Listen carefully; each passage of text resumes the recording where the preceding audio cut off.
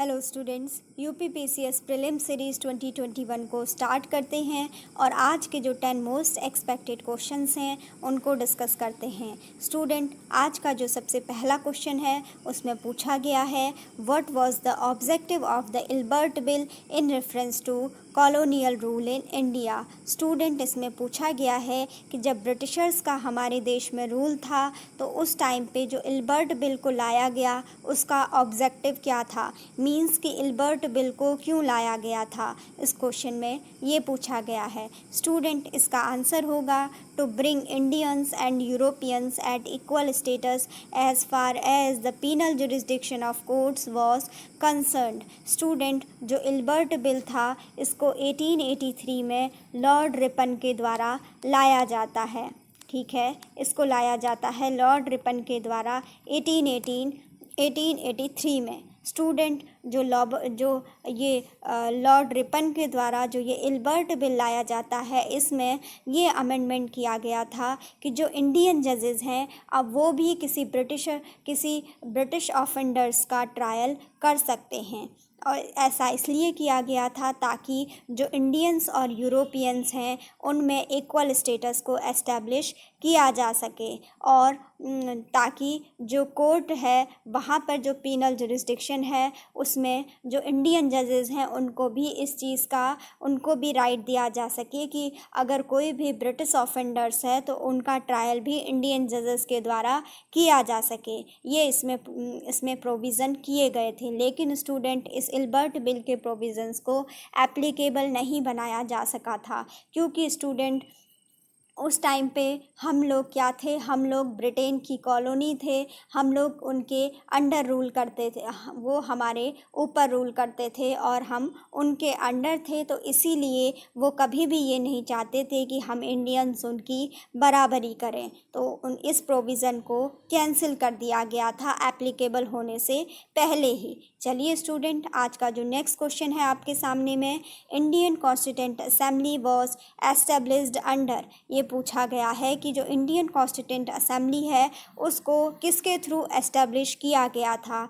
तो स्टूडेंट, इसका आंसर होगा कैबिनेट मिशन प्लान 1946। जो इंडियन कॉन्स्टिट्यूंट असेंबली थी उसको कैबिनेट मिशन प्लान 1946 के अंडर उसको एस्टेब्लिश किया गया था। नेक्स्ट क्वेश्चन है आपके सामने में, In the interim government formed in 1946, the vice president of the executive council was। इसमें पूछा गया है कि जो एग्जीक्यूटिव काउंसिल जो इंतरिम गवर्नमेंट जो बनाई गई थी 1946 में, उसमें जो एग्जीक्यूटिव काउंसिल थी तो एग्जीक्यूटिव काउंसिल के वाइस प्रेसिडेंट कौन थे, ये पूछा गया है। तो स्टूडेंट, इसका आंसर होगा पंडित जवाहरलाल नेहरू। जो 1946 में इंतरिम गवर्नमेंट का फॉर्मेशन किया गया था तो उसमें जो एग्जीक्यूटिव काउंसिल थी उसके वाइस प्रेसिडेंट के रूप में अपॉइंट किया गया था पंडित जवाहरलाल नेहरू को। और जो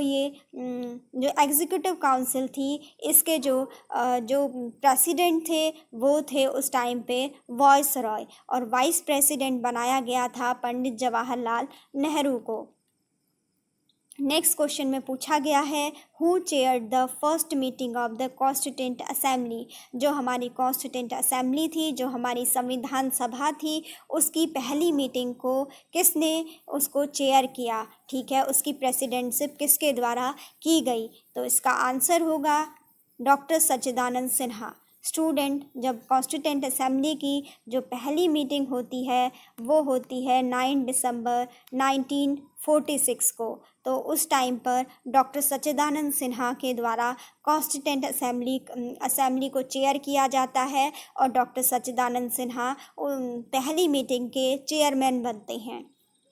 उसके बाद नेक्स्ट क्वेश्चन है, who proposed the preamble before the drafting committee of the constitution. इसमें पूछा गया है कि जो हमारे कॉन्स्टिट्यूशन में जो ड्राफ्टिंग कमेटी है उसके सामने में या उससे पहले प्रियम्बल को किसने प्रपोज किया था, कि प्रियम्बल का जो कॉन्सेप्ट है वो कौन लेकर आया था। तो स्टूडेंट, इसका आंसर होगा पंडित जवाहरलाल नेहरू। पंडित जवाहरलाल नेहरू, जब हमारी कॉन्स्टिट्यूंट असेंबली की जब मीटिंग होती है तो उसमें 13 दिसंबर 1946 को सबसे पहले कॉन्स्टिट्यूंट असेंबली में एक ऑब्जेक्टिव रिजोल्यूशन को लाते हैं और स्टूडेंट ये ऑब्जेक्टिव रिजोल्यूशन में ही कुछ अमेंडमेंट करके बाद में इसको हमारे प्रीएम्बल का रूप दे दिया जाता है।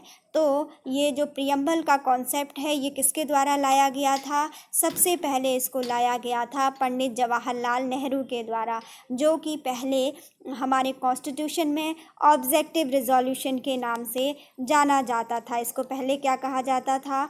ऑब्जेक्टिव रिजोल्यूशन कहा जाता था और बाद में इसी में कुछ अमेंडमेंट करके ये हमारे कॉन्स्टिट्यूशन का प्रीएम्बल कहलाता है। इसके बाद नेक्स्ट क्वेश्चन देखते हैं। नेक्स्ट क्वेश्चन में पूछा गया है, नेक्स्ट क्वेश्चन को देखते हैं। फिफ्थ क्वेश्चन है, who proposed the preamble before the drafting committee of the constitution. इसको हमने पढ़ लिया कि प्रीएम्बल को सबसे पहले कौन लाया था, तो पंडित जवाहरलाल नेहरू के द्वारा ही प्रीएम्बल को लाया गया था, जो कि पहले ऑब्जेक्टिव रिजोल्यूशन के नाम से जाना जाता था और फर्दर उसमें कॉन्स्टिट्यूंट असेंबली के द्वारा कुछ अमेंडमेंट करके उसको प्रीएम्बल का रूप दे दिया गया। स्टूडेंट नेक्स्ट क्वेश्चन पूछा गया है, when did the constituent assembly adopt the national flag. हमारी कॉन्स्टिट्यूंट असेंबली ने नेशनल फ्लैग को कब अडॉप्ट किया? इसका आंसर है 22 जुलाई 1947। 22 जुलाई 1947 को हमारी कॉन्स्टिट्यूंट असेंबली ने नेशनल फ्लैग को अडॉप्ट किया। नेक्स्ट क्वेश्चन है, the constitution of India was adopted on which date. इसमें पूछा गया है कि जो हमारे इंडिया का कॉन्स्टिट्यूशन है उसको किस दिन अडॉप्ट किया गया। तो स्टूडेंट इसका आंसर होगा 26 नवंबर 1949। 26 नवंबर 1949 को ही हमारा कॉन्स्टिट्यूशन बनकर तैयार हुआ था और इसी दिन कॉन्स्टिट्यूशन को इन्फोर्स कर दिया गया था, इनेक्ट कर दिया गया था और इसके काफ़ी प्रोविज़न्स इसी दिन से एप्लीकेबल हो गए थे। लेकिन स्टूडेंट अगर पूछा जाए कि हमारा कॉन्स्टिट्यूशन कम्प्लीटली कब से इनेक्ट होता है, कम्प्लीटली कब से इन्फोर्स होता है, तो इसका आंसर होगा 26 जनवरी 1950। ठीक है। और अगर बेसिकली ये पूछा जाए कि हमारा कॉन्स्टिट्यूशन कब बनकर तैयार हुआ था, तो स्टूडेंट उसकी डेट होगी 26 नवंबर 1949। उसके बाद नेक्स्ट क्वेश्चन है, year of the birth and death of doctor Bhimrao Ambedkar. कि जो डॉक्टर भीमराव अंबेडकर थे उनका बर्थ कब हुआ? उनका बर्थ हुआ था 14 अप्रैल 1891 को और डॉक्टर भीमराव अंबेडकर की डेथ हुई थी 6 दिसंबर 1956 को। स्टूडेंट ये क्वेश्चन स्टेट PSCs में पूछा गया है, इसीलिए मैंने यहाँ पे इसको इंक्लूड किया है कि डॉक्टर भीमराव अंबेडकर का बर्थ कब हुआ था? 14 अप्रैल 1891 को हुआ था और इनकी डेथ कब हुई थी? 6 दिसंबर 1956 को डॉक्टर भीमराव अंबेडकर की डेथ हुई थी। डॉक्टर भीमराव अंबेडकर हमारी कॉन्स्टिट्यूंट असेंबली की जो ड्राफ्टिंग कमेटी थी उसके प्रेसिडेंट थे। ठीक है। उसके बाद नेक्स्ट क्वेश्चन है, when was Jana Gana Mana adopted as the national anthem of India. ये कहा गया है कि कब जन गण मन को हमारे देश का राष्ट्रगान के रूप में, नेशनल एंथम के रूप में इसको कब अडॉप्ट किया गया।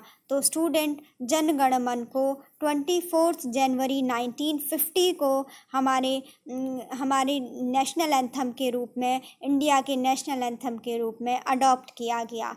और जन गण मन को किसके द्वारा लिखा गया है? जन गण मन को रविंद्रनाथ टैगोर के द्वारा लिखा गया है और इसको अगर हम जब गाते हैं तो उसमें क्या है, 52 सेकंड यानी 52 सेकंड का समय लगता है। उसके बाद नेक्स्ट क्वेश्चन है, who said India is a quasi federal state. किसने इंडिया को एक क्वासी फेडरल स्टेट कहा था? तो इसका आंसर होगा KC व्हीरे। KC व्हीरे कॉन्स्टिट्यूंट असेंबली के एक मेंबर थे। इन्होंने कहा कि जो इंडिया है, जो इंडिया का जो स्ट्रक्चर है वो क्या है, इंडिया का जो स्ट्रक्चर है वो एक क्वासी फेडरल स्टेट की तरह है और इंडिया क्या है, एक क्वासी फेडरल स्टेट है। तो स्टूडेंट आज के 10 क्वेश्चन यहीं पे कंप्लीट होते हैं। Thanks for watching.